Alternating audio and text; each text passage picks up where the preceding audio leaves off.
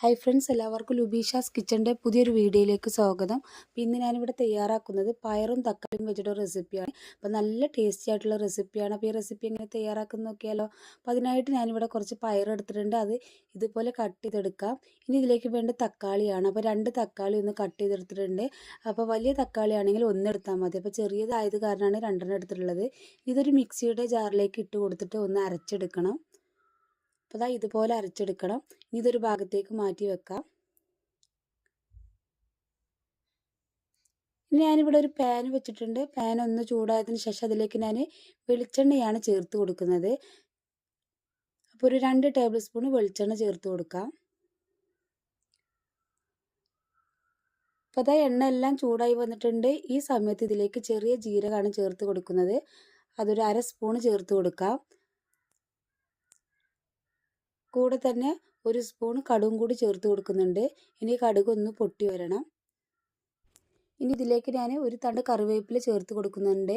അതിനുശേഷം അരിഞ്ഞു വെച്ച പയർ ഇതിലേക്ക് ഇട്ട് കൊടുക്കാം. അപ്പോൾ വാഷ് ചെയ്തതിന് ശേഷം ഇതിലേക്ക് ഇട്ട് കൊടുക്കുന്നുണ്ട്. അപ്പോൾ എല്ലാ പയറും ഞാൻ ഇതിലേക്ക് ഇട്ട് കൊടുത്തിട്ടുണ്ട്. ഇനി ഒന്ന് മിക്സ് ആക്കി കൊടുക്കാം. അപ്പോൾ വളരെ പെട്ടെന്ന് നമുക്കിത് തയ്യാറാക്കി എടുക്കാൻ പറ്റും. നല്ല ടേസ്റ്റി ആയിട്ടുള്ളൊരു റെസിപ്പിയാണ്. അപ്പോൾ എല്ലാവരും ഇതുപോലെ ട്രൈ ചെയ്ത് നോക്കുക. അപ്പോൾ നന്നായിട്ട് ഞാൻ മിക്സ് ആക്കി കൊടുത്തിട്ടുണ്ട്. ഇനി ഇതിലേക്ക് ആവശ്യമായിട്ടുള്ള ഉപ്പും കൂടെ ചേർത്ത് കൊടുക്കാം. എന്നിട്ട് ഒന്നും കൂടെ മിക്സ് ആക്കി കൊടുക്കാം. എല്ലാ ഭാഗത്തേക്കും ഉപ്പാവുന്ന രീതിയിൽ മിക്സ് ആക്കി കൊടുത്തിട്ട് മൂടി വെച്ചിട്ട് ഒരു 5 മിനിറ്റ് നമുക്കിത് കുക്കാക്കി എടുക്കണം.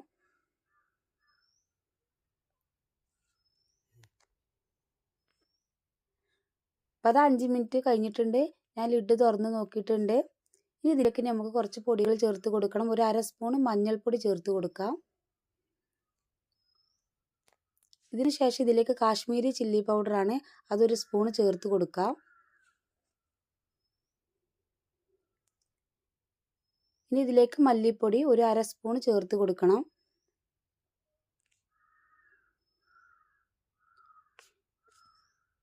ഈ ഗരം മസാല ചേർത്ത് കൊടുക്കാം. ഒരു 1/4 സ്പൂൺ ഗരം മസാല ചേർത്ത് കൊടുക്കാം. അപ്പോൾ ഗരം മസാലൻ്റെ അളവ് കൂടി പോവണ്ട, ഒരു കുത്തൽ വരും. ഒരു 1/4 സ്പൂൺ മാത്രം ചേർത്ത് കൊടുത്താൽ മതി. അതിനുശേഷം ഒരു 1/2 സ്പൂൺ ചില്ലി ഫ്ലേക്സ് ആണ് ചേർത്ത് കൊടുക്കുന്നത്. അതും കൂടി ചേർത്ത് കൊടുത്തിട്ട് നന്നായിട്ടൊന്ന് മിക്സ് ആക്കി എടുക്കണം.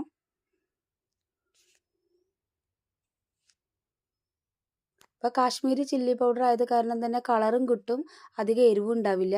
അപ്പോൾ ഞാൻ പൊടികളെല്ലാം ഭാഗത്തേക്ക് ആവുന്ന രീതിയിൽ ഒന്ന് മിക്സ് ആക്കി എടുത്തിട്ടുണ്ട്.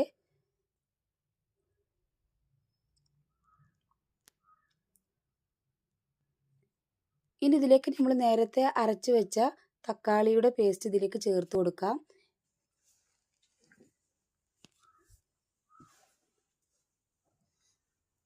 ചേർത്ത് കൊടുത്തിട്ട് നന്നായിട്ടൊന്ന് മിക്സ് ആക്കി എടുക്കുന്നുണ്ട്.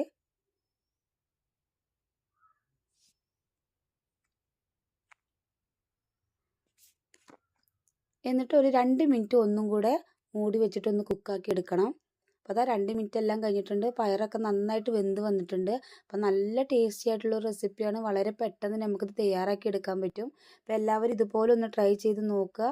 ഈ വീഡിയോ നിങ്ങൾക്ക് ഇഷ്ടപ്പെട്ടിട്ടുണ്ടെങ്കിൽ ലൈക്ക് ചെയ്യുക, ഫാമിലിക്കും ഫ്രണ്ട്സുകൾക്കൊക്കെ ഒന്ന് ഷെയർ ചെയ്ത് കൊടുക്കുക.